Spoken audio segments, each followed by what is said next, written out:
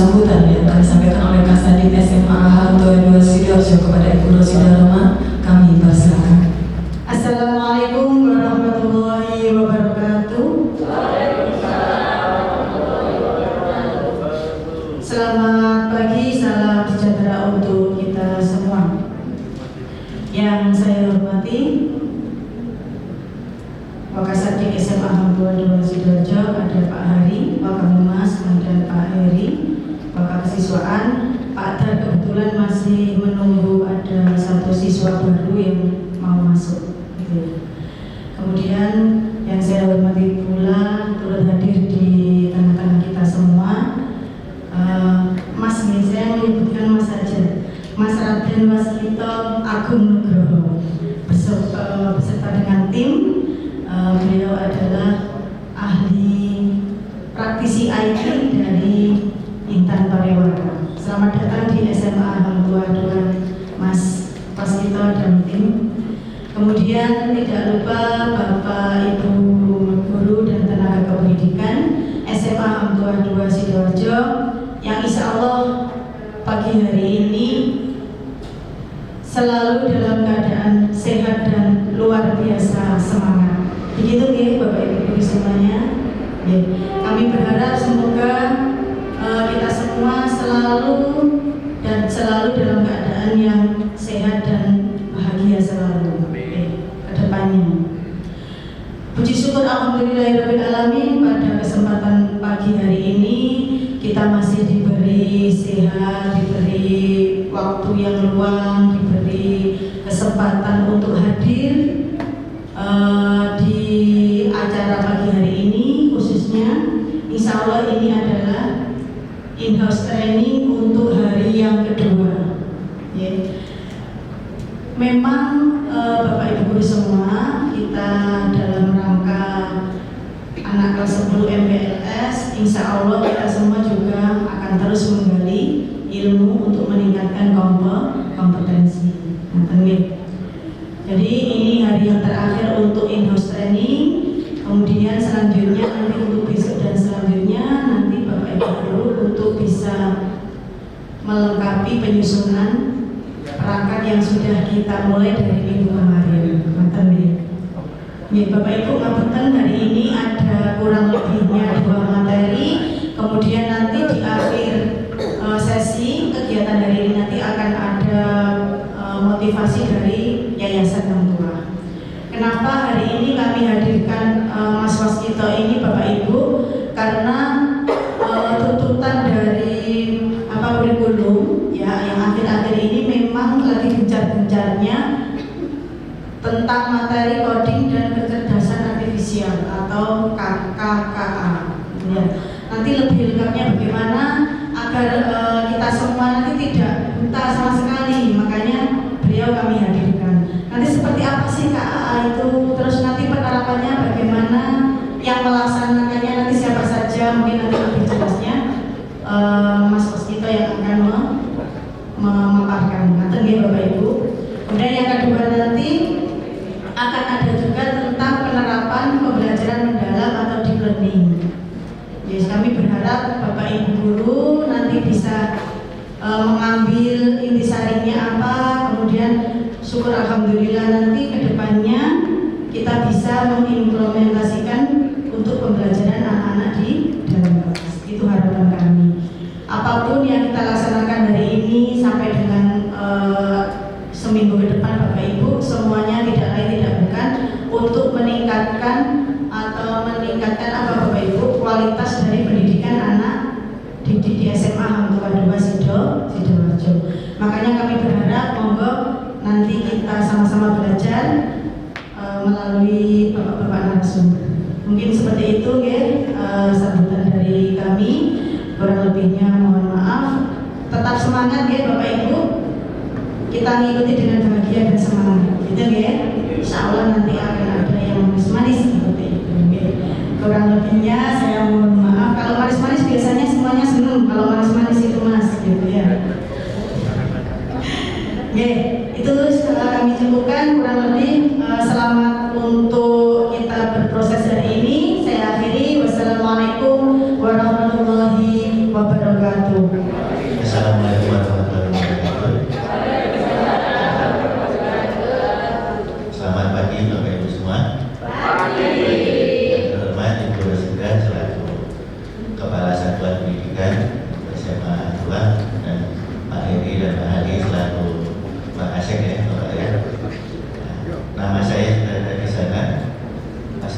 Wijono, masih ada berapa satu lagi, Nugroho. Nah ini dulu kalau ujian nasional saya rekor sendiri, itu panjang. Karena ya namanya seperti itu, jadi strateginya isi nama dulu, jawab dulu, kalau nanti belakangan berarti kalau enggak, yang pernah terjadi saya baru selesai meeting, teman saya sudah dapat setengah untuk isi soalnya. Ya, tadi sudah disinggung Bu Rosida dan juga Bu Bu Yuli dari Intan Bariwara bersama rekan-rekan saya, ada Mas Bimo dan Mas Budi. Beliau adalah yang stay di cabang Sidoarjo, Bapak Ibu. Kalau saya dari Intan Bariwara Pusat. Mohon maaf, nanti di sana profil saya lupa mencantumkan untuk backgroundnya. Nah dulu kalau tadi saya lihat pagi itu siswa-siswi di sini itu MPLS ya, MPLS sama kakak kelasnya itu pakaiannya rapi, itu berbanding terbalik sekali ketika saya SMA, Bapak Ibu. Ketika saya SMA itu sudah mulai gondrong, waktu SMA ke sekolah sudah boleh kaos berkerah, celana jeans, pakai sepatu sendal. Nah, ada yang tahu mungkin sekolahnya Bapak Ibu, sekolahnya di Jogja. Betul.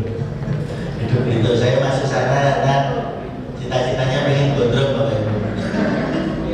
Cuma satu itu aja. Tapi ada teman saya itu yang pengen masuk hidup itu juga karena satu pernah ke sana itu melihat toiletnya bersih. Bukan karena mau belajar atau kemana, enggak, karena toiletnya bersih. Sekolahnya cowok semua, tapi toiletnya bisa bersih gitu. Tapi kalau saya sih lebih karena pengen gondrong gitu ya, dan mau berpakaian bebas itu kalau sekolah. Nah, itu berbeda sekali dengan di sini. Kalau di sana memang ada pendidikan bebas, tapi tetap bertanggung jawab, Bapak Ibu.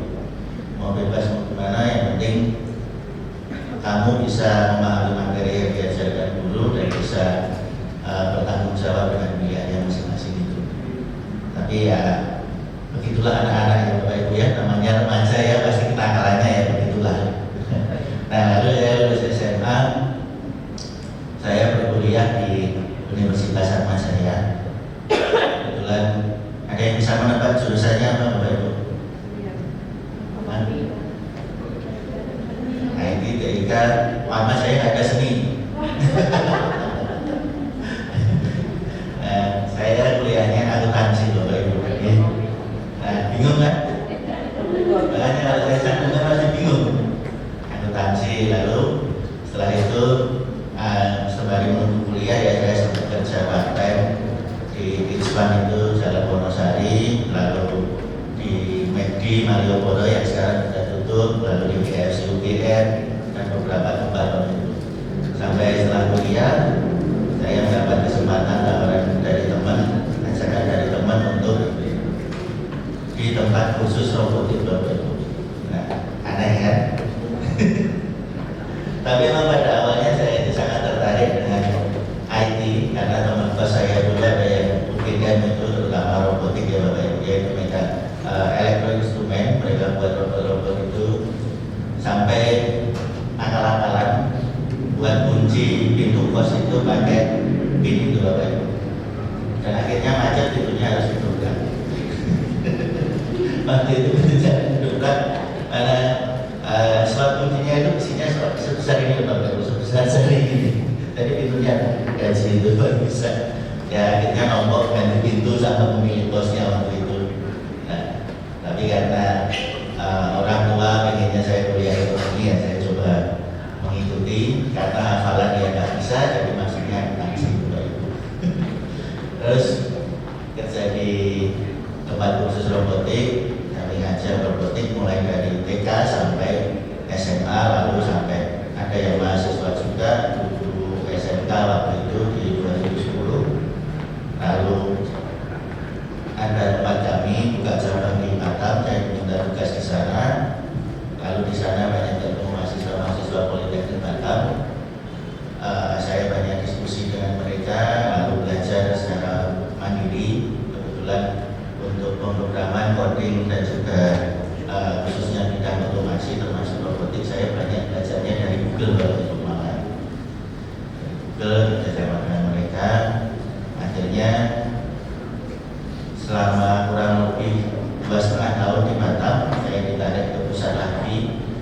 masuk ke bidang research and development. Nah, di sana hampir 2 tahun, kemudian masuklah ke dunia intan pariwara. Di intan pariwara sudah saya awalnya IT support untuk hardware dan juga jaringan. Nah, itu belajarnya juga sama dari Google, Ibu, sama dari senior-senior. Lalu sampai 2020 dari anak perusahaannya Intan, saya diminta untuk bergabung di pusatnya Intan Pariwara atau pusat sebagai marketing. Nah, makin aneh lagi ya, backgroundnya ya Bapak Ibu ya. Nah, di sana sampai sekarang Bapak Ibu, sekarang saya menjabat sebagai product manager untuk buku-buku teks dari pemerintah dan juga buku-buku perpustakaan. Nah, setiap tahun kami harus, nah ini sudah mulai kami untuk mendesain atau merancang produk apa yang tahun depan akan kita jual, menentukan harganya, sampai penulisan bukunya, sampai kita juga yang paling pusing adalah belakangan ini karena kurikulumnya gonta-ganti ya Bapak Ibu ya, kebijakan pemerintahnya. Nah, ini yang bikin saya pusing, apakah bukunya mau cetak atau tidak, harganya bagaimana, kalau cetak nanti efeknya stoknya bagaimana, seperti itu dan sebagainya lah. Makanya saya kadang kalau mau menyatukan profil itu pasti nanti akan muncul banyak pertanyaan. Kuliahnya akuntansi, kerjanya yang pertama robotik, lalu di IT, lalu sekarang marketing. Jangan belas kena ya Bapak Ibu ya. Nah, kemudian kita tolong next Pak.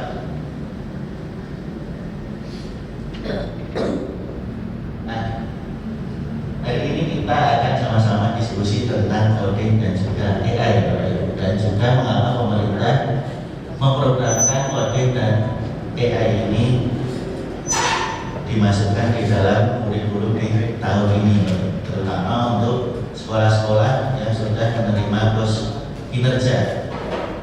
Dan nanti bagaimana sih persiapannya, apa yang harus disiapkan oleh sekolah-sekolah. Nah, sebelum kita lanjut coding, kita coding dulu Pak. Coding, ketika mendengar coding, apa yang ada muncul di benak Bapak Ibu semua? Kode, atau kode, program yang seperti apa ini?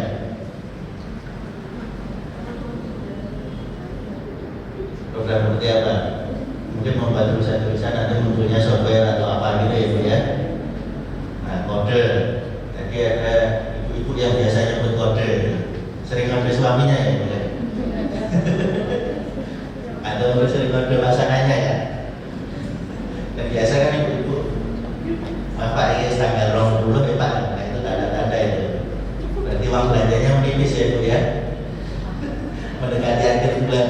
Nah, memberikan kode atau memberikan simbol-simbol tertentu untuk supaya kita bisa berkomunikasi dengan sebuah perangkat digital. Nah, minta tolong, oh ya, next Pak. Nah, coding itu mudah Bapak Ibu. Nah, kita lihat di sini ada lembar ya Bapak Ibu ya, penuh angka-angka. Mungkin persepsinya selama ini coding itu adalah yang muncul adalah robot-robot, kemudian teknologi yang canggih dan sebagainya ya Bapak Ibu ya. Nah, coba ya, next Pak. Nah, sekarang kita lihat di sebelah sana ada start yang kuning atau orange ya Bapak Ibu ya itu ya. Nah, di sebelah sana ada start, itu berarti mulai. Yang kiri adalah stop. Jadi kalau coding apapun itu yang dibuat melalui pemrograman itu ada mulai dari start sampai stop. Mau apapun itu pasti ada start sampai stop. Nah, seperti mungkin kita mau berangkat kerja, apa yang perlu kita siapkan mulai dari baju, sarapan dan sebagainya sampai kita siap berangkat kerja. Artinya ketika kita bangun tidur itu adalah start, ketika kita siap sampai berangkat kerja, kita mungkin sudah naik di motor, apa itu stop. Nah, berikutnya itu akan jalan kembali, mulai start lagi sampai stop lagi.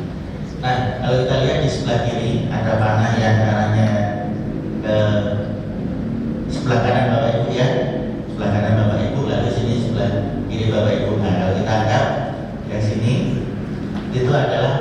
maju ya Bapak Ibu ya, maju, lalu yang sebelah sana adalah mundur. Nah sekarang next Pak. Nah contohnya itu ada, kalau start, setelah start ada maju 2 kali ya Ibu ya, Bapak Ibu ya, maju 2 kali, 1, 2, lalu stop. Nah kalau yang bawahnya itu start, lalu mundur 1, 2, 3, 4, stop. Nah, lalu yang ketiga itu start, lalu mundur 2 kali, maju 1 kali, mundur, stop. Nah, sampai sini mungkin bingung ya, masih ada? Masih bingung? Ya, next Pak, 1 kali Pak. Nah, kita lihat di sini ada yang di blok kuning bawah. Nah, itu anggapannya di sana ada mobil, ada di sana Bapak Ibu ya. Nah, ketika di start maju 2 kali, 1, 2, itu berhentinya di mana? Bapak ada lihat kuncinya ada di situ. Berapa? 3,1. Lihat next, apakah benar? Nah berikutnya next lagi Pak. Nah sekarang mulai dari 9,7 masih hadapnya sana, itu mundur 4 kali, berhentinya di mana? 5,7. Kita lihat 1, 2, 3, 4. Coba Pak, 5,7. Nah seperti ini coding Bapak Ibu. Nah ini mulai paham ya? Ada sedikit gambaran ya sekarang ya. Nah kita coba lagi next Pak. Nah di sini 3,6, mundur 2 kali, maju sekali, mundur 1. Berapa? Apakah benar? Coba Pak. Nah 1, 2, maju 1, mundur 1. Nah 1,6 ya. Pagi ya. Nah sekarang ada beloknya Bapak Ibu. Kalau tadi kan baru maju mundur ya. Nah sekarang di gambar ini belok kanan, yaitu belok kiri. Catatannya adalah ketika start lalu nanti belok kanan, itu ketika start belok kanan hanya seperti ini. Jadi belum pindah tempat ya. Baik belok kiri juga sama, start belok kiri juga seperti ini, belum pindah tempat. Nah coba. Nah misalkan seperti yang ini, yang contoh 4 itu start belok kanan, baru maju, itu berarti baru pindah kotak. Nah kemudian yang bawahnya dan ada maju, habis start maju dulu, belok kiri, baru maju, baru stop. Nah coba next Pak. Nah kalau yang ini berhentinya di mana? Siapa yang 4,6?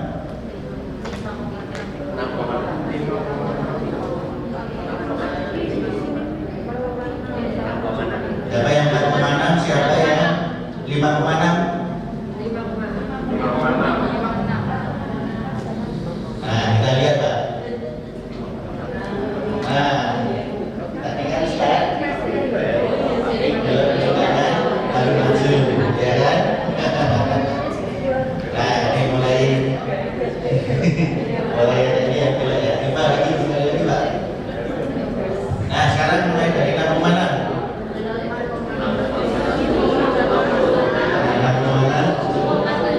Belok kiri. Coba Pak, apakah benar 6,7? 7,7. Nah lagi Pak. Nah sekarang ada angkanya. Kalau tadi maju 2 kali, itu kan panahnya maju 2. Sekarang cukup panah 1 maju dikasih angka 2, itu sudah maju 2 kali. Berarti kalau panah maju ada angka 2, berarti majunya adalah 2 langkah.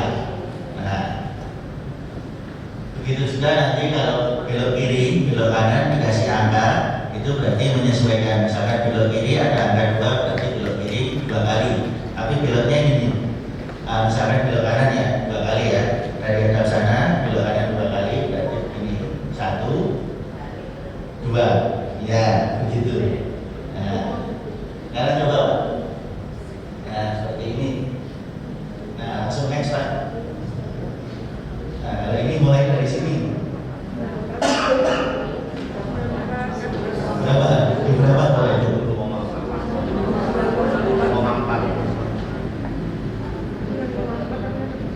Dari 8,4 hadapnya ke sana. Ya, 10,4. Nah itu maju, terus angka 2 berarti 2 kali. Nah berarti di 10,4 coba Pak. Nah sekarang ada yang, nah next Pak. Nah ini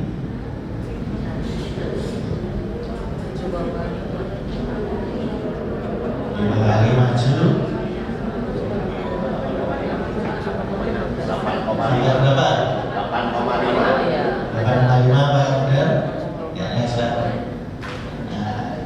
Nah ini angka kompleks berikutnya. Nah ini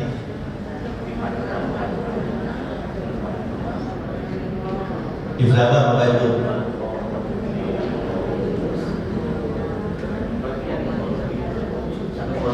Tiga koma lima, ada ini, maju satu lagi,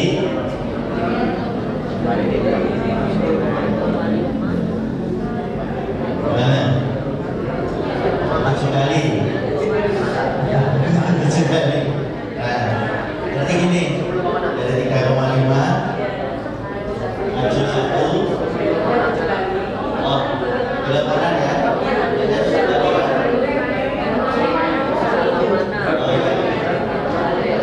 Belok ini, maju 1 kali, belok kanan 1, 2, 3, 4, 5, 6, 7, maju 1. Berarti ini berapa? 2,5, 2,6, berapa kira-kira? Nah, coba Pak. Nah, 2,6. Nah, seperti inilah sebenarnya yang ingin diajarkan oleh pemerintah. Bagaimana agar didik kita, pola pikirnya itu mereka tersusun secara rapi, mereka memahami algoritma yang nantinya bisa mereka terapkan dalam kehidupan sehari-hari. Coding itu memang sebenarnya dasarnya seperti ini Bapak Ibu. Coding ya. Jadi apakah coding sulit? Jawabannya adalah iya. Belum terbiasa ya, memang belum terbiasa. Saya awalnya juga pusing Bapak Ibu untuk belajar gitu ya. Belajar sendiri, apalagi saya lalu banyak ikut gabung dengan forum-forum baik di Indonesia maupun forum-forum online di luar negeri. Dan bahasa Inggrisnya juga kebetulan saya bahasa Inggrisnya pas-pasan, ditambah mereka diskusi baik bahasa Inggris teknis, istilah-istilah itu makin letak penderitaannya Bapak Ibu. Tapi sebenarnya untuk pemrograman itu hanya angka 1 dan 0 Bapak Ibu. Hanya angka 1 dan 0. Itu namanya bilangan biner, itu berurut itu. Bahkan sampai perangkat komputer, handphone yang canggih itu hanya 01, 01, 01 bergantian Bapak Ibu. Kalau 110, 110 begitu. Nah dasarnya cuma itu. Tapi ya pengembangannya banyak Bapak Ibu. Dan identiknya kalau 1 itu kondisinya terpenuhi, kalau 0 kondisinya tidak terpenuhi. Nah seperti kita ketika mungkin paling gampang bangun tidur ya, kita mau ngapain? Biasanya bangun tidur ngapain Bapak Ibu? Yang benar mandi, bukannya cari HP ya. Cari HP ya pasti kan biasanya ya. Ya jam ada ini juga ada Pak. Tapi tetap yang dicari adalah HP. Setelah buka HP, Apa yang dilihat? Oke. Status WA atau chat WA atau biasanya yang muda-muda mungkin TikTok ya. Nah, itu. Atau lihat status teman-temannya biasanya gitu ya Bapak Ibu ya.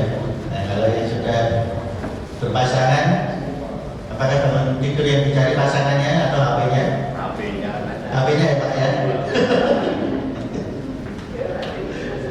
Nah, itu juga kita sekarang ini mulai dari bangun tidur sampai tidur lagi, ada yang bisa lepas dari handphone kecuali saat mengajar ya, kecuali saat mengajar.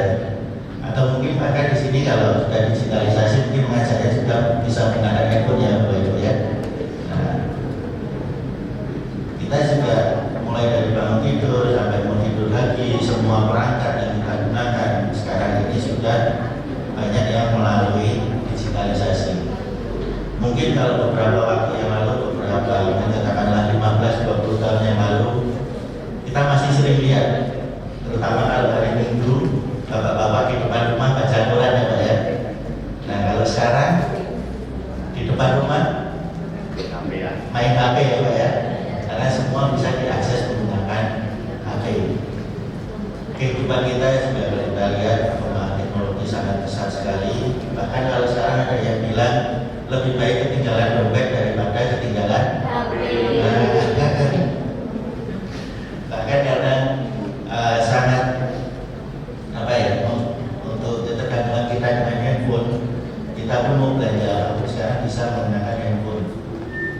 Bahkan kalau kita merasa tidak enak badan, mau ke dokter malas atau nggak ada yang nganter, itu bisa menggunakan konsultasi menggunakan aplikasi ya Bapak Ibu ya.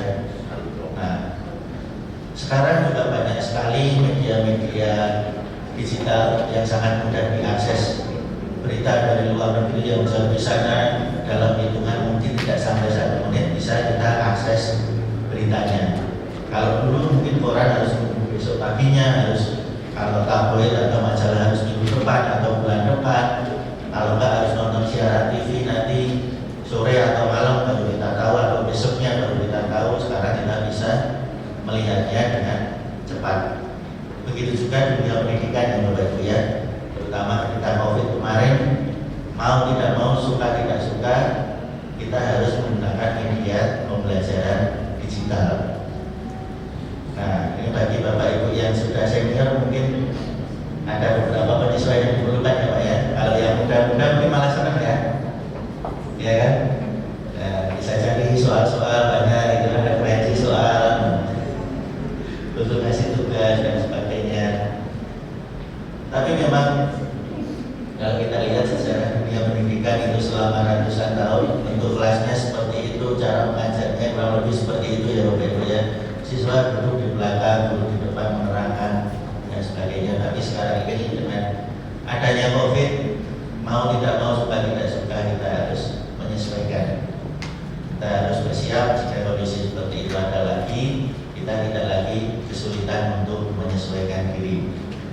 Nah, ini tentang coding tadi secara singkat ya Bapak Ibu ya. Jadi bisa nanti materi-materi seperti ini tadi Bapak Ibu nanti bisa gunakan untuk metode pembelajaran, terutama di awal-awal ya, untuk pengenalan coding.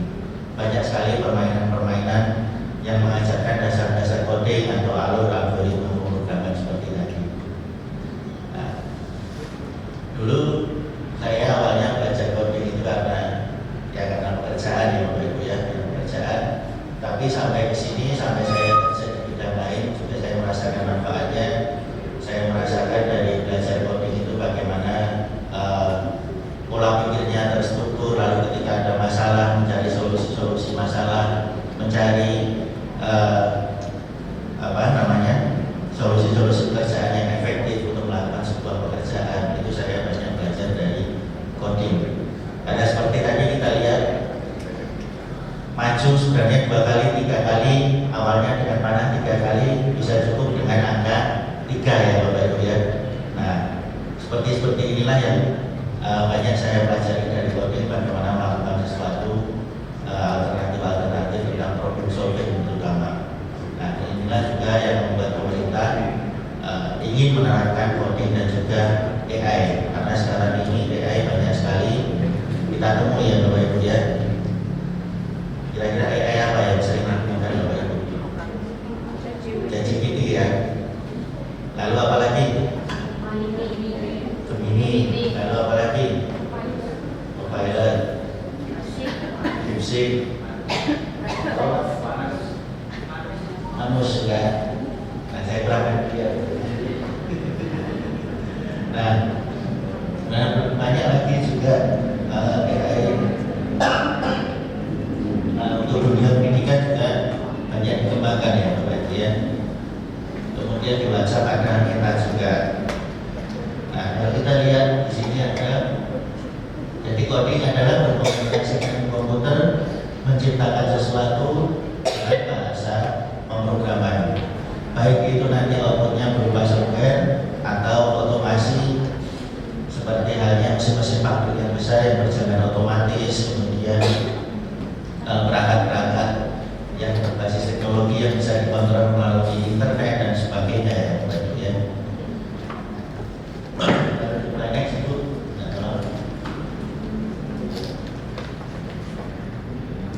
Nah, lalu AI ya Bapak Ibu. AI atau kecerdasan artifisial, kecerdasan buatan. Jadi AI diciptakan seolah-olah perangkat itu mampu berpikir sendiri dan dia mampu mengembangkan pengetahuannya sendiri.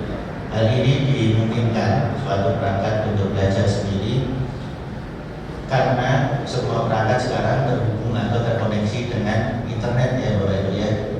Mulai dari CCTV, kemudian handphone, laptop, sampai bola lampu pun sekarang bisa terhubung dengan internet ya Bapak Ibu ya. Mau nyalakan lampu bisa menggunakan handphone, mau matiin juga menggunakan handphone, bahkan AC juga, sampai colokan listrik itu ada yang bisa terkoneksi dengan internet. Nah, di sana kita bisa mengatur waktunya ya Bapak Ibu. Bisa mengatur waktu, contohnya ya, untuk lampu itu mulai menyala mungkin jam 5:30 sore, kemudian mati lagi besok pagi jam 5:30 pagi. Nah, inilah salah satu bentuk AI di dalam kehidupan sehari-hari kita. Jadi kita kasih tahu dia, kamu nyalakan lampu ya, nanti lampu kamu nyala kalau sudah 5:30 sore, lalu kamu mati lagi kalau sudah jam 5:30 pagi. Nah, inilah yang salah satu contoh AI sederhana ya Bapak Ibu ya. Jadi kita memberikan perintah atau kode-kode tadi, nah itu untuk berkomunikasi dengan perangkat digital atau yang sering disebut Internet of Things atau IoT. Pernah dengar Bapak Ibu? Pernah ya? Dan sebenarnya Bapak Ibu juga menggunakan perangkat AI itu kemanapun Bapak Ibu pergi, seperti handphone itu. Nah, biasanya Bapak Ibu kan kalau mau beli barang, sesuatu barang online, ketika cari di Google, misalkan mau beli apa ya, mau beli cangkul gitu ya Pak ya, nanti cari di Google cangkul gitu, shopping nanti akan muncul. Nah, pasti nanti di sosmed Bapak Ibu, baik di Instagram, TikTok atau apa, pasti akan banyak muncul saran-saran penjual cangkul itu ya Bapak Ibu ya. Atau mau beli mukena, ibu-ibu ketika cari di Google, nanti pasti di sosmed akan muncul saran-saran untuk yang jualan mukena model ini, yang murah gimana dan sebagainya. Nah, itu salah satu contoh penerapan AI. AI mengenali apa kebiasaan kita, mulai dari apa yang sering kita beli atau sering kita cari di Google. Nah, nanti kalau Bapak Ibu lihat di sosmednya temannya Bapak Ibu itu ada Google yang aneh-aneh, nah itu patut dicurigai Bapak Ibu. Nah, itu pasti kebiasaannya cari yang aneh-aneh. Ya Mas Bima ya? Oh tidak ya? Atau mungkin muncul iklan yang aneh-aneh itu, nah itu patut dicurigai Bapak Ibu. Ya, tapi itu kita abaikan saja. Nah, ya next Pak. Nah, ini contohnya ya, contoh AI pengenalan wajah, kemudian Google Assistant, ada Siri dan sebagainya.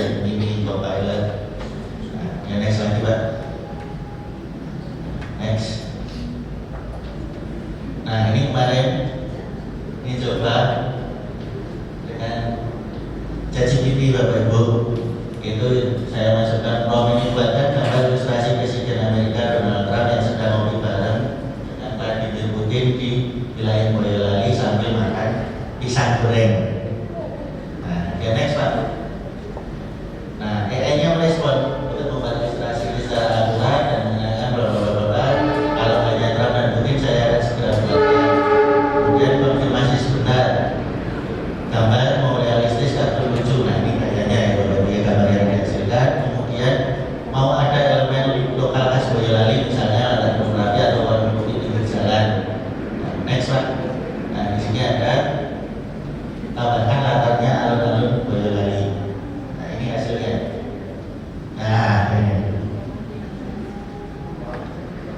Nah, misalnya lebih mirip nugget ya Bapak Ibu ya.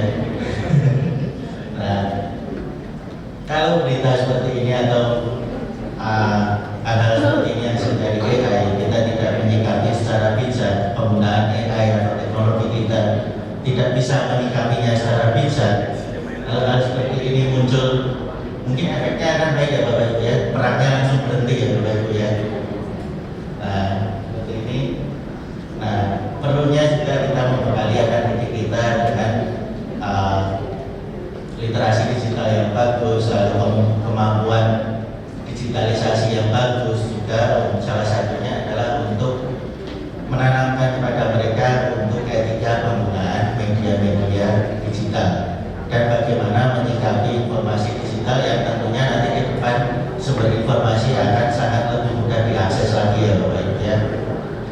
Mungkin ada di grup ya keluarganya ada yang suka sering share link-link berita itu ya Bapak Ibu ya.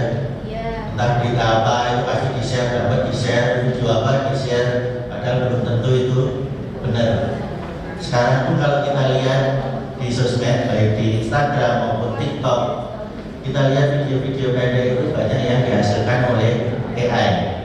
Kalau mungkin beberapa waktu yang lalu, 1 tahun yang lalu atau 2 tahun yang lalu, hasil video dari AI atau hasil gambar dari AI itu masih banyak yang kurang simetris atau kurang bagus ya. Tapi kalau sekarang kita lihat itu gambarnya benar-benar halus ya Bapak Ibu ya. Videonya juga videonya juga halus seperti hasil kamera biasa. Nah itu kalau kita tidak hati-hati juga, itu kita akan mudah kemakan hoax ya Bapak Ibu ya.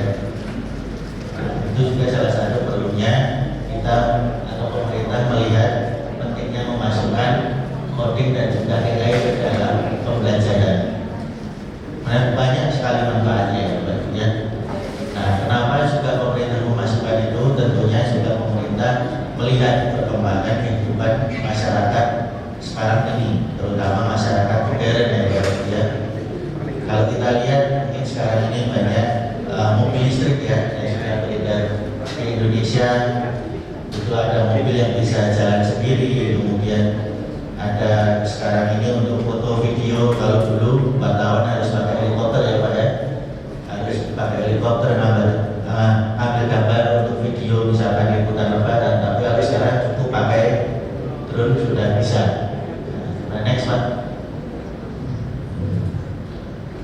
Nah, ini contoh perubahan kehidupan masyarakat di Jepang tentang kehidupan masyarakat 5.0 Bapak Ibu. Coba diplay. ここはちょっと未来の日本のとある町。 Nah, ini barang sudah pakai drone dengan pengenalan kamera. IoT や AI 技術によって叶えられるソサエティ 5.0 の社会です。 Kita sudah bisa diajak ngobrol Bapak Ibu sekarang. Nah, ini pesan barang nggak bisa dari rumah sampai ke tokonya tinggal ambil bayar. Nah, konsultasi kesehatan menggunakan AI.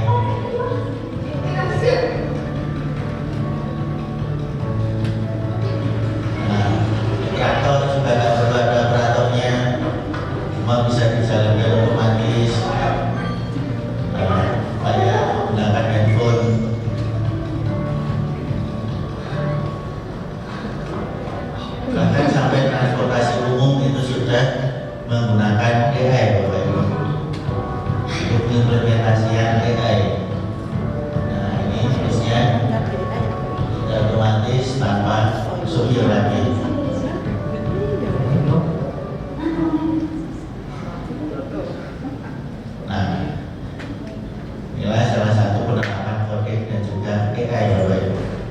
Mungkin kalau pemahamannya selama ini coding adalah nanti waktunya berupa aplikasi atau website dan sebagainya.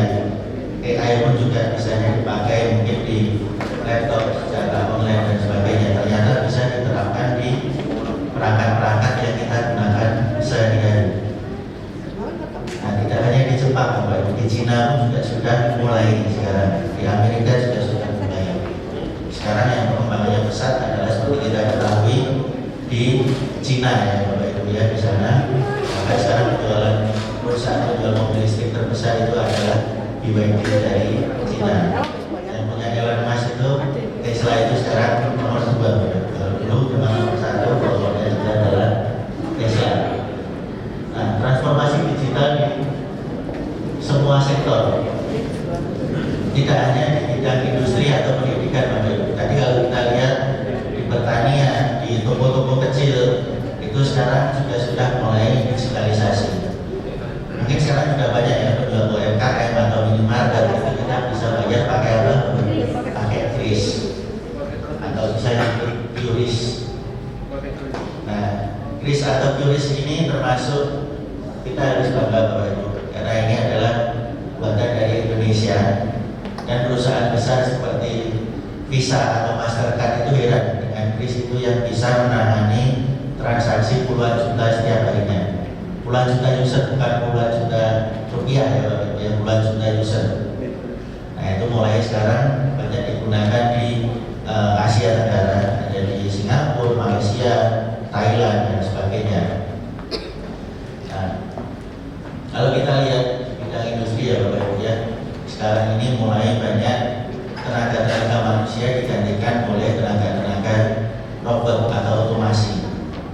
Karena cukup efektif sekali kalau robot dan sebagainya itu nggak perlu digaji ya Bapak Ibu ya. Nah, tapi tenang Bapak Ibu, guru tidak tergantikan untuk dunia pendidikan ya. Tenang ya Bapak Ibu ya. Tetap beberapa bidang atau beberapa lini kehidupan itu tidak bisa digantikan oleh AI dan juga robot. Karena sesuatu bagaimanapun juga itu adalah buatan manusia, ada sesuatu yang seperti pengambilan kebijakan, keputusan dan sebagainya itu tidak bisa dilaksanakan oleh AI dan juga robot. Nah, kemudian next one. Nah, ini perkembangan AI Bapak Ibu yang menjadi salah satunya menjadi otak dari transformasi digital besar-besaran di dunia belakangan ini. Sekarang semakin banyak internet atau jangkauan internet semakin luas ya Bapak Ibu ya, semakin mudah kita akses, semakin banyak perangkat yang bisa terkoneksi dengan internet atau Internet of Things. Mungkin kalau dulu 20 tahun yang lalu kita mau akses internet harus ke warnet ya Bapak Ibu, itu pun harus antri. Nah, kalau sekarang sambil liburan pegang HP, sambil jalan dimanapun kita bisa akses internet. Kalau ada wifi atau kuotanya masih ya Bapak Ibu ya. Dan saya yakin Bapak Ibu di sini akan kehabisan kuota ya Bapak Ibu ya. Nah, kemudian next Pak. Nah, sekarang ini adalah 10 negara dengan perkembangan teknologi yang paling besar. Kalau kita lihat di sana di bagian bawah, di Singapura itu ada sekitar 165 startup AI. Nah, negara-negara kita di Singapura saja bisa. Lalu Indonesia mau mulai kapan? Kalau tidak sekarang ya Bapak Ibu ya. Nah, apalagi Indonesia nanti di tahun 2035 itu prediksi pemerintah atau kita lihat berdasarkan data statistik ya, di tahun 2035 itu Indonesia akan mendapat keuntungan demografis berupa jumlah atau usia produktif itu paling tinggi ya Bapak Ibu ya. Nah, di tahun 2035 kita bisa perkirakan perkembangan teknologi dan juga AI akan jauh lebih pesat lagi. Oleh karena itu, mulai dari sekarang, mumpung masih 10 tahun lagi, kita persiapkan anak didik kita untuk menjadi tenaga-tenaga yang melek teknologi Kemudian next Pak. Nah, yang biru adalah total kebutuhan talenta digital di tahun 2030. Itu ada perkiraan 12 talenta digital yang diperlukan. Lalu di sebelah kiri untuk saat ini 2025 itu baru ada 9 juta. Jadi selama 5 tahun kita harus menyiapkan 3 juta lagi Bapak Ibu untuk talenta digital. Oleh karena itu pemerintah merasa perlu memasukkan tadi coding dan juga AI. Mungkin dulu ketika kita masih kecil, ketika kita masih sekolah, kalau ditanya cita-cita apakah kepikiran seperti anak-anak sekarang? Kalau anak-anak sekarang cita-citanya apa? Influencer, YouTuber, gamers, apa lagi? Oh gitu sih, bisa. Nah, mungkin dulu kita ketika kecil, ketika kita sekolah itu pasti ke salah satu rumah teman yang jadi tempat tongkrongan main bareng ya, entah itu main bola dan apa segala macam. Tapi kalau sekarang ketika libur sekolah ngumpul di rumah teman apa itu? Main game, mabar ya istilahnya sekarang ya. Bukan makan bareng tapi main bareng ya Bapak Ibu ya. Ya, kalau dari jauh kelihatannya wah anak-anak ini alim semua kayak kusuk doa ya. Tapi kalau dilihat ternyata main game semua. Begitu juga anak-anak usia remaja sampai SMA sekarang banyak kan depan Indomaret ngumpul kayak teriak-teriak, ternyata dikira ngobrol, ternyata main game ya Bapak Ibu ya. Berbeda dengan kita dulu, banyak kan bagi ditanya cita-citanya apa? Dokter, presiden, pilot, guru, Bapak Ibu ya. Cita-citanya itu. Dan hobi, kalau dulu ditanya tentang hobi, menulis data, banyak kan nulis apa Bapak Ibu? Makan bakso. Makan bakso ya Pak ya? Oh, nggak cocok Pak. Yang dekat sini yang enak mana Pak baksonya Pak? Yang dekat sini baksonya yang enak mana? Bakso Mas Roy. Wah, catat. Itu malam jali lah. Kalau dulu diminta menuliskan hobinya itu ada olahraga, kebanyakan apa membaca ya Bapak Ibu ya. Tapi kalau sekarang hobinya apa? Scroll TikTok ya. Sekarang hobinya main game, kemudian main sosmed dan sebagainya. Atau mungkin yang tren adalah traveling ya Bapak Ibu ya. Traveling itu apa Bapak Ibu? Jalan-jalan ya, kalau ada dunia nggak masalah ya Bapak Ibu ya. Jangan sampai nanti terjerat pinjol ya Bapak Ibu ya. Nah, next Pak. Nah, banyak sekali dengan transformasi digital itu banyak yang beranggapan bahwa nantinya semua akan digantikan oleh robot dan juga AI.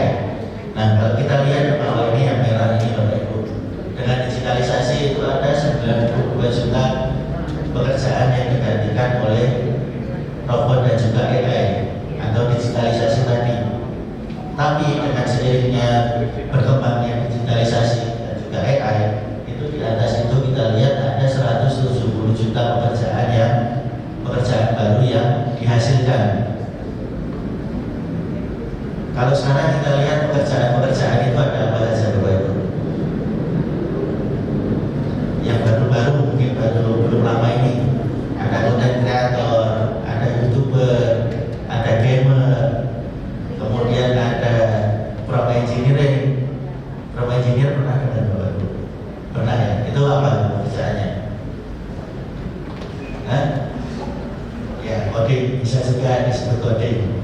Mereka adalah para ahli untuk membuat prompt untuk menghasilkan sesuatu dengan AI. Memang kalau Bapak Ibu yang pernah mencoba ChatGPT dan kawan-kawannya ketika kita menuliskan prompt, meskipun yang dituliskan itu mirip-mirip, itu hasilnya bisa jadi berbeda. Nah, supaya bisa menghasilkan sesuatu yang seperti yang kita inginkan, di sanalah kita perlu belajar membuat prompt atau belajar berkomunikasi dengan AI. Nah, itulah yang disebut juga coding Bapak Ibu. Nah, Ya next Pak. Nah, berarti boleh Pak.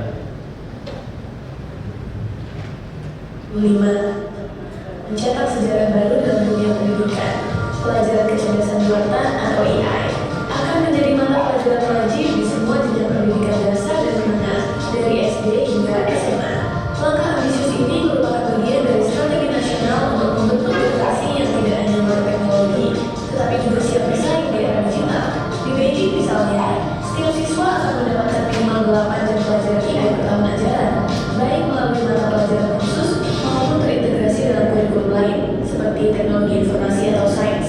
Pendekatan pengajaran disesuaikan dengan jenjang pendidikan.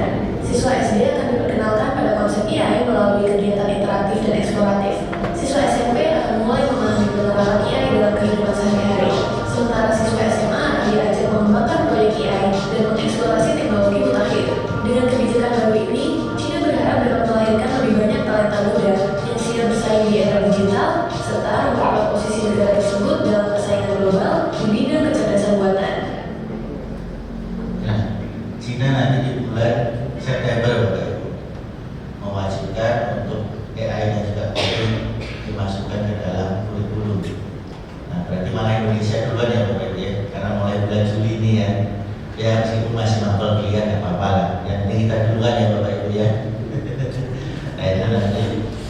Nah ini video dari Profesor Eko Indrajit tentang manfaat belajar coding dan juga AI. Nah silakan Pak. Halo sahabat Indonesia, tentu saja kita semua pernah mendengar istilah coding, terutama anak-anak yang suka dengan komputer. Belajar coding menjadi sesuatu yang penting di masa depan. Tetapi masih banyak anak-anak yang masih ragu untuk belajar coding. Nah, pada kesempatan kali ini kita akan membahas manfaat belajar coding untuk anak ala Profesor Eko Indrajit.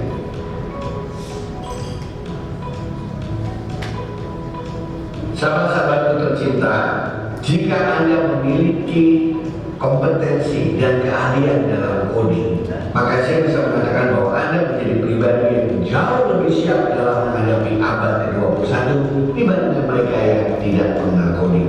Perlu diperhatikan bahwa coding tidak sama dengan membuat software. Coding lebih kepada cara pola pikir kita dalam menghadapi masalah agar kita berpikir terstruktur, sistematis, berbasis data, empiris, dan algoritmis. Dari situ Anda bisa menjadi orang yang kreatif dan inovatif sehingga mampu mengeluarkan berbagai produk dan layanan yang dibutuhkan masyarakat abad ke-21. Cukup banyak riset yang membicarakan mengenai manfaat coding bagi peserta didik atau siswa.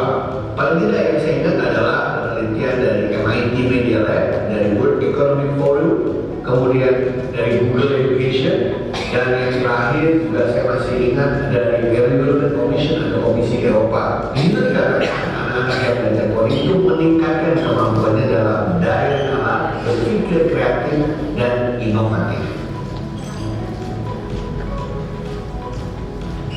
Inti dari coding dasarnya mengajarkan anak-anak untuk berpikir secara terstruktur, sistematis, empiris, dan yang paling penting berpikir secara algoritmis. Nah, ilmu ini sebenarnya dibutuhkan oleh semua manusia dalam kehidupannya, terutama ketika mereka harus mengambil keputusan. Oleh karena itu, coding baik untuk diajarkan bagi anak-anak sedini mungkin, tentu saja dengan bahasa yang disesuaikan dengan usia mereka. Paling tidak ada 3 hal yang dibutuhkan sekolah untuk mempersiapkan ini. Pertama adalah people-nya. Siapa yang akan mengajarkan? Siapa yang menjadi instruktur, menjadi mentor kepada anak-anak yang akan belajar coding? Kedua, tentu saja tools-nya. Kenapa? Karena tools akan membantu anak-anak memahami dengan cara yang menarik dan menyenangkan, tidak membosankan. Dan yang ketiga adalah proses pelatihan itu sendiri. Apakah akan dilakukan setiap hari, seminggu sekali, sebulan sekali? Tentu saja sesuai dengan kebutuhan dari masing-masing sekolah. Selain memiliki kemampuan teknis, mereka yang belajar coding akan lebih dapat mengambil keputusan secara holistik, secara komprehensif, tidak sepotong-sepotong. Studi memperlihatkan bahwa mereka yang belajar coding cenderung cepat dalam mengambil keputusan dan hasil keputusannya pun jauh lebih berkualitas daripada mereka yang belum pernah mengenal apa itu coding. Hasil dari penelitian pengalaman saya, praktek atau latihan yang sering itu sangat penting. Sering-seringlah Anda berlatih, sering-seringlah Anda mencoba mencari masalah-masalah yang bisa diselesaikan dengan coding. Saya menganjurkan agar teman-teman membentuk komunitas yang suka coding, saling memberikan tantangan, saling menjawab, dan dari situ orang akan biasa. Ada dua pepatah yang penting dalam coding. Yang satu adalah tak kenal maka tak sayang, dan kedua ala bisa karena biasa.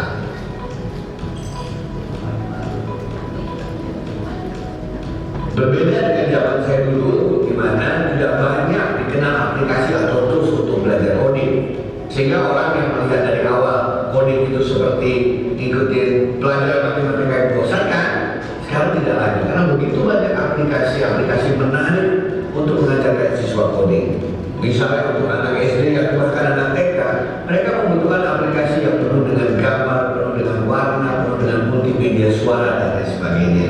Sementara untuk yang SMP SMA adalah yang berkaitan dengan hobi mereka. Biasanya anak-anak SMP SMA kan senangnya olahraga, senangnya seni, senangnya musik, animasi. Belajarlah dari hal-hal semacam itu. Dari mulai membuat animasi sederhana, membuat karya sederhana. Jadi cara belajar yang paling menarik, pakailah tools dulu. Sebelum pada akhirnya Anda masuk ke dalam level yang lebih advance, diperkenalkan dengan begitu banyak bahasa pemrograman yang kebutuhannya sesuai dengan apa yang diharapkan dengan menguasai coding. Saudara-saudara, teman-teman tercinta, di masa datang itu tidak ada pekerjaan atau tidak ada karya manusia itu yang tidak menggunakan atau tidak berkaitan dengan teknologi. Dan ketika Anda berbicara mengenai teknologi, apakah Anda produsen teknologi atau konsumen teknologi, berpikir secara algoritmis, secara terstruktur, sistematis, berpikir dengan logika yang baik adalah cara Anda bisa sukses. Mereka yang sudah memiliki latar belakang coding akan lebih mudah menghadapi masalah itu, sehingga di kemudian hari Anda menjadi jauh lebih kompetitif dibandingkan mereka yang belum pernah terbiasa melakukan coding. Bagi mereka yang sudah menguasai coding, itu lebih memiliki kesempatan atau probabilitas untuk bisa diterima di berbagai pekerjaan yang berkaitan dengan keahlian atau profesi abad ke-21 semakin tinggi atau semakin besar. Mengapa saya katakan demikian?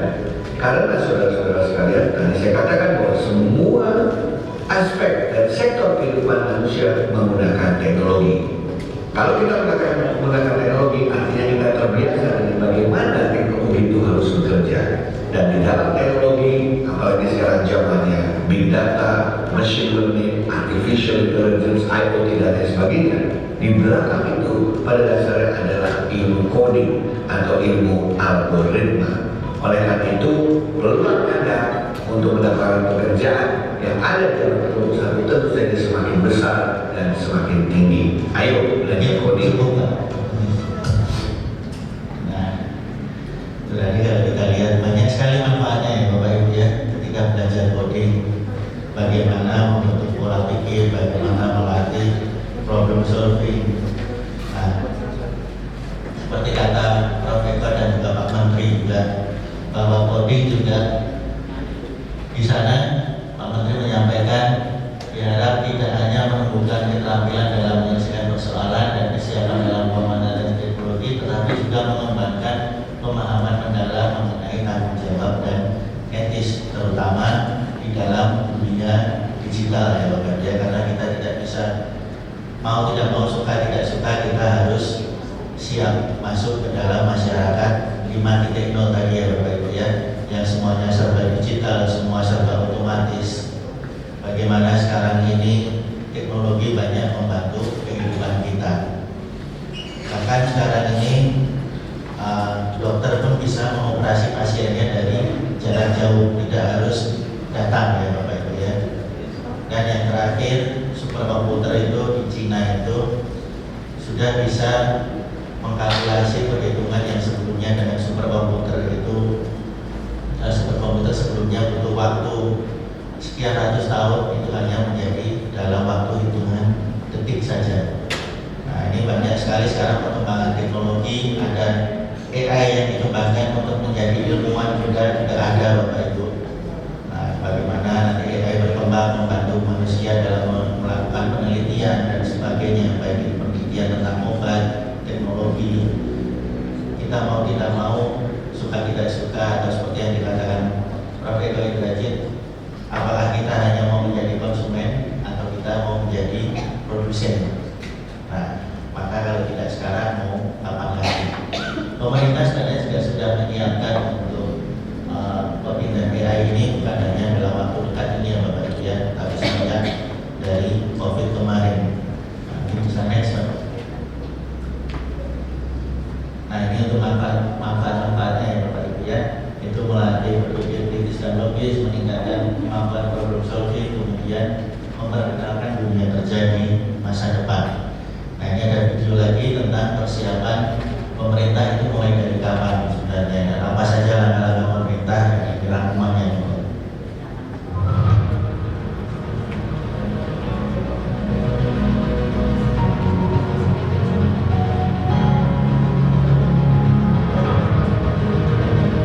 Sejak pandemi COVID-19, pergeseran perilaku konsumen, kondisi demografis, dan perkembangan teknologi kian mendorong peningkatan konsumsi global.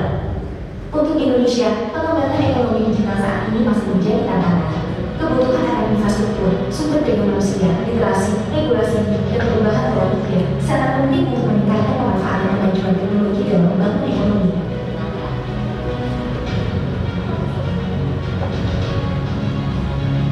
Menko Airlangga Hartarto menyampaikan hal itu ketika pada 2020 di Universitas Kristen Satya Wacana Salatiga. Pada 2022 ada teknologi yang semakin berkembang pesat. Ruang fisik dan komunikasi berbagai integrasi dengan kuat. Kedatangan teknologi baru seperti metaverse, blockchain, NFT, dan Web3 menjadi dalam kehidupan masyarakat. Oleh karena itu, generasi muda diharapkan berhasil untuk menguasai berbagai keterampilan yang dibutuhkan di bidang tersebut. Menko Airlangga meminta bahwa akselerasi dalam peningkatan kualitas SDM untuk koordinasi dan sinergi semua pihak. Mengingat pentingnya SDM sebagai modal utama pembangunan nasional, pemerintah terus berkomitmen meningkatkan kualitas melalui APBN 2022, yakni dengan menyediakan anggaran pendidikan mencapai 242,8 triliun rupiah. Itu tadi pemerintah jadi mulai dari beberapa tahun lalu sudah meningkatkan anggaran terutama di dunia pendidikan ya Bapak Ibu ya, untuk menyiapkan penerapan coding dan juga AI ini, karena pemerintah melihat perkembangan teknologi sekali lagi perkembangannya sangat cepat ya Bapak Ibu ya.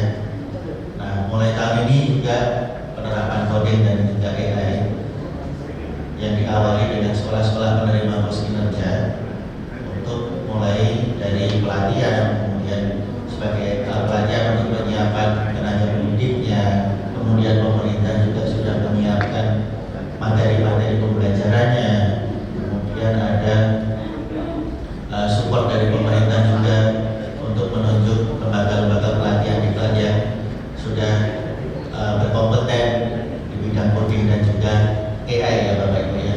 Nah, seperti Prof. Eko tadi sampaikan, apa sih yang perlu disiapkan sekolah untuk pengimplementasian coding dan juga AI. Nah, tadi ada 3 poin ya Bapak Ibu ya. Yang pertama adalah pelatihan, kemudian tadi ada media pembelajaran atau toolsnya, kemudian pengembangan tentang digitalisasi. Nah, 3 hal ini yang perlu ya Bapak Ibu ya. Nah, mungkin ada dari Bapak Ibu guru di sini yang ditugaskan untuk ikut pelatihan untuk coding dan juga AI. Ada ya Pak Tri ya? Ada ya. Itu mulainya kapan Pak? Hari ini atau kemarin ya mulainya ya? Nah, kebetulan di Klaten juga mulainya itu pelatihan kemarin untuk yang batch pertama. Itu kebetulan LPD-nya itu kemarin meminjam aula dari Namariwara untuk melakukan pelatihan. Mulainya juga baru kemarin pagi, ini hari kedua ya Bapak Ibu ya. Nah, coba next Pak. Nah, ini untuk struktur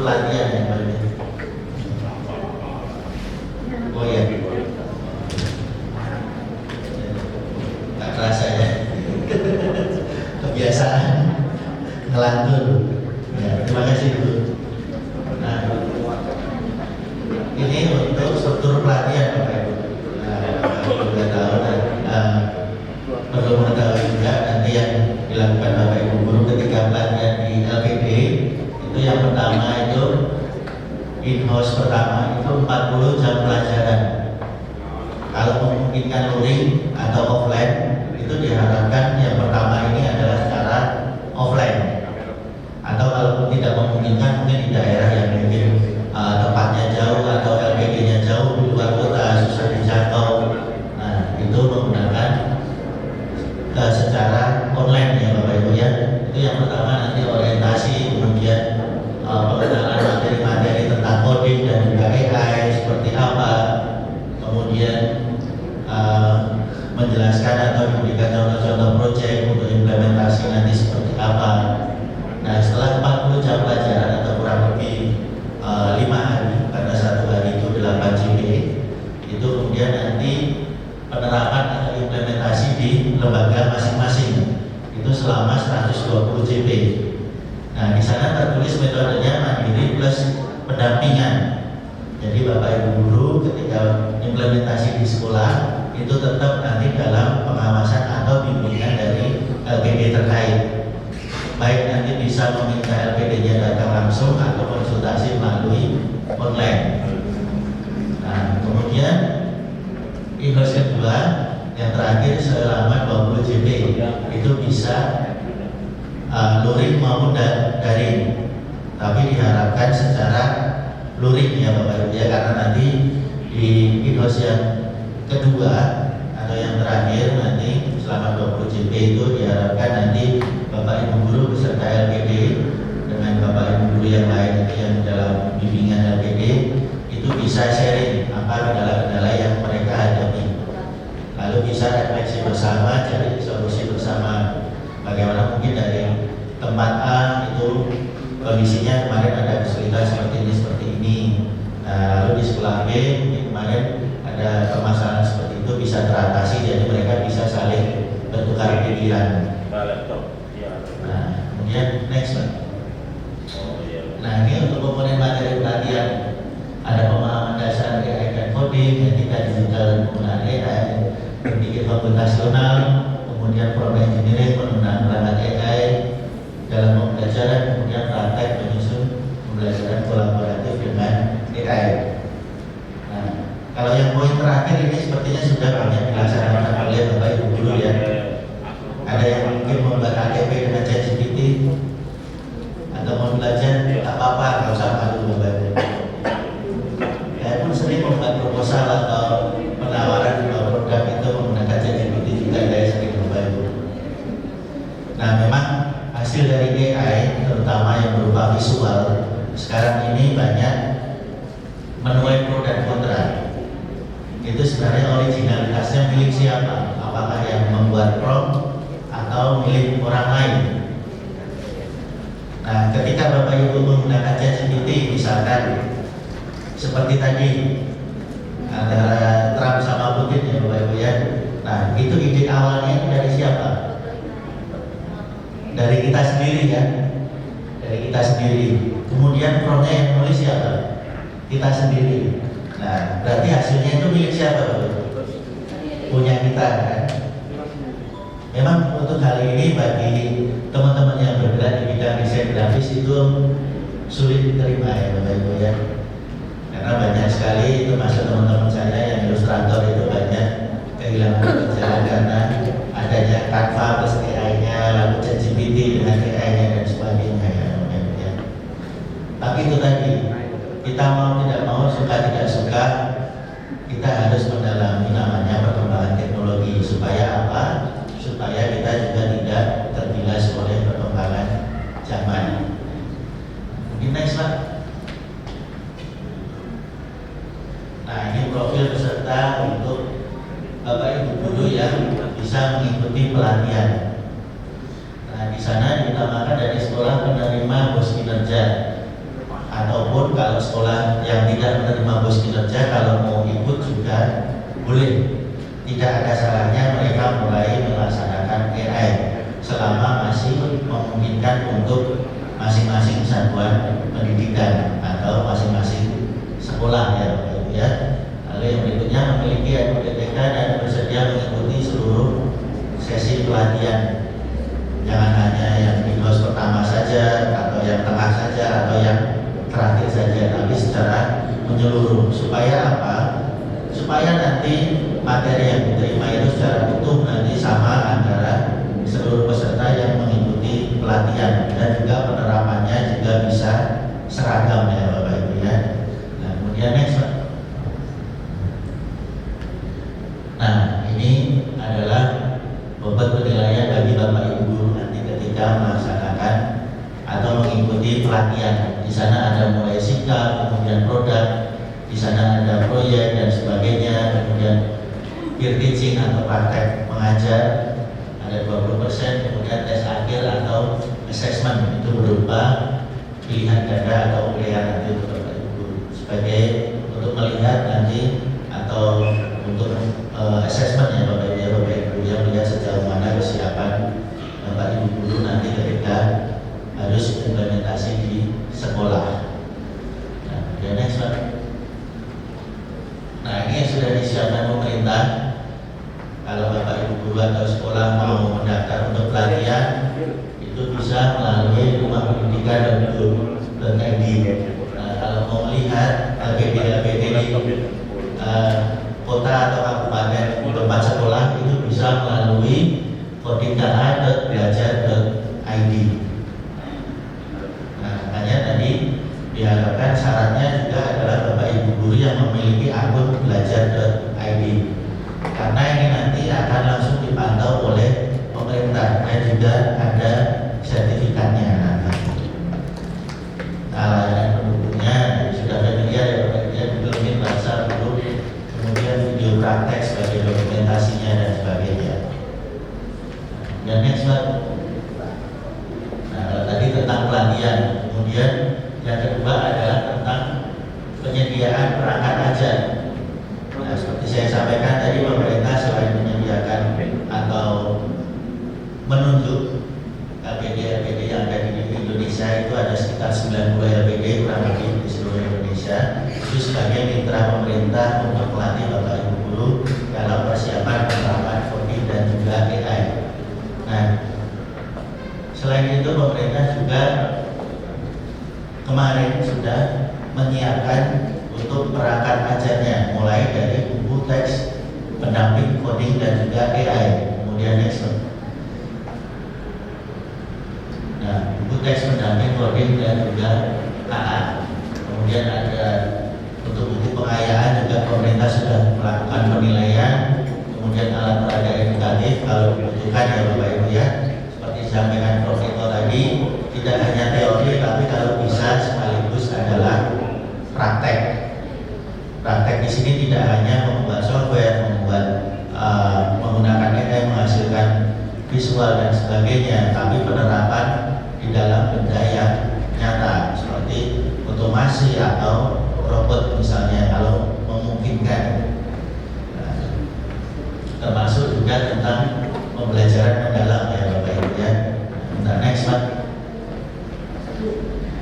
Nah, Bapak Ibu bisa melihat buku teks pendamping coding dan juga KA yang sudah lulus penilaian pemerintah itu di https buku.kemendikbud.go.id atau /hasil penilaian. Nah, itu bisa dilihat di sana yang sudah lulus penilaian. Nanti kalau mau belanja menggunakan dana BOS itu bisa melalui dilihat dulu di cross check bukunya apakah sudah lulus penilaian atau belum. Nah, kemudian next Pak.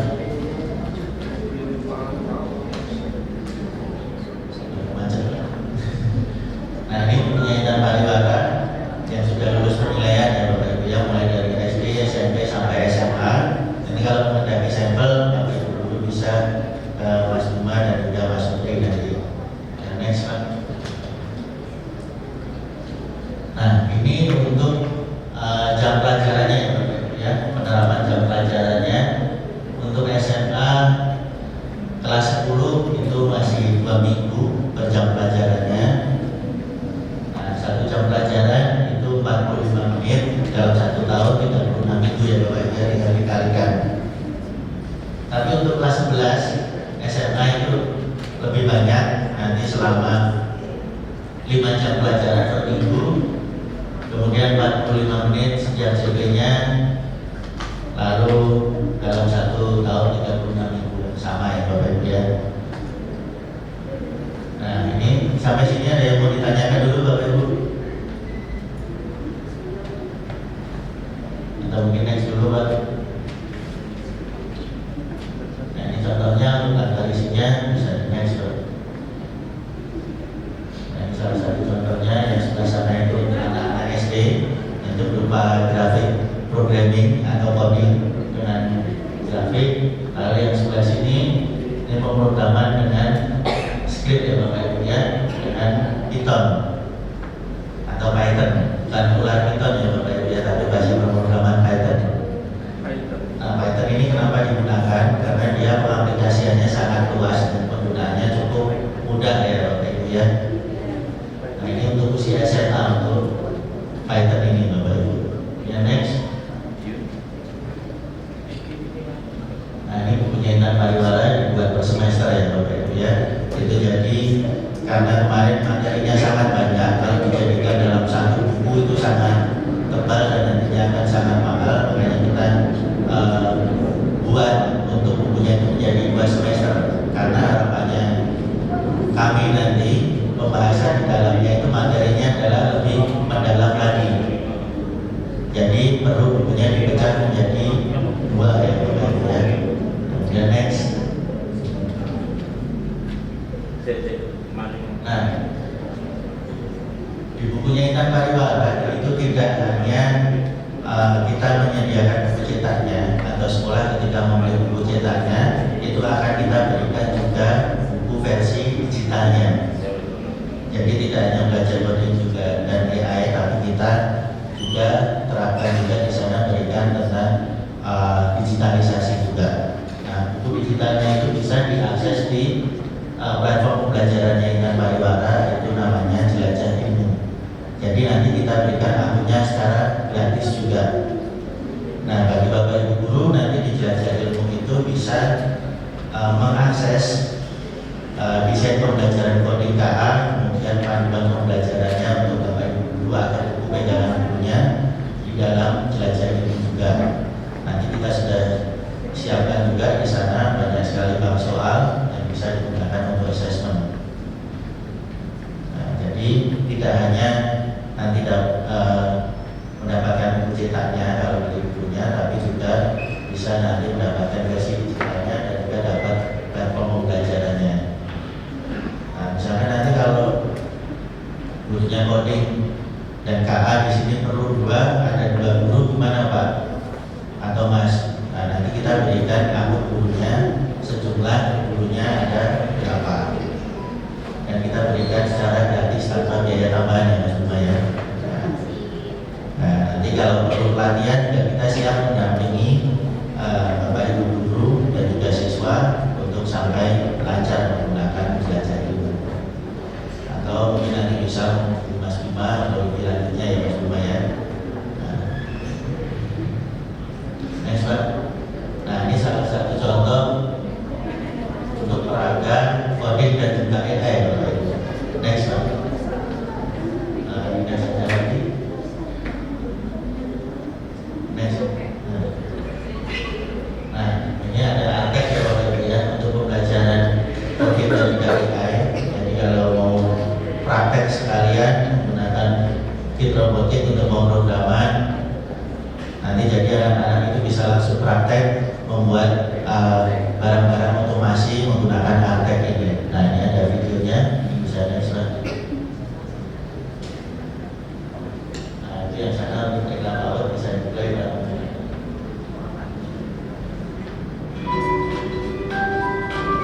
Reklam laut masih sederhana ya Bapak Ibu ya.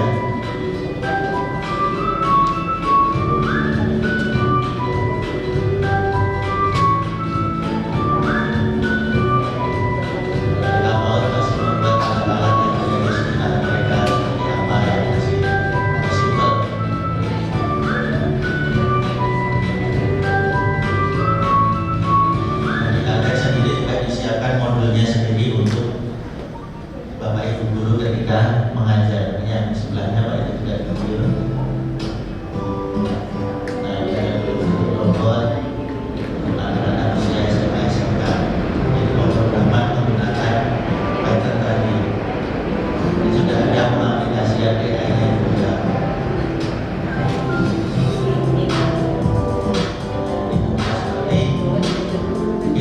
parkir ya, kalau di mall-mall itu.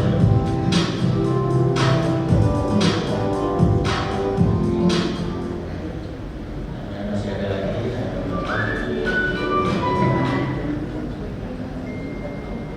Oh ini ya, kemarin siswa-siswa di Jember Bapak yang di sebelah kanan aja Pak.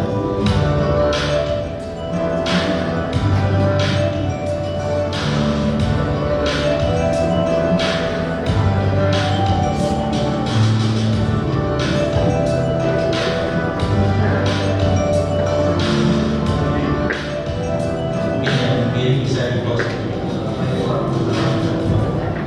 Nah, jadi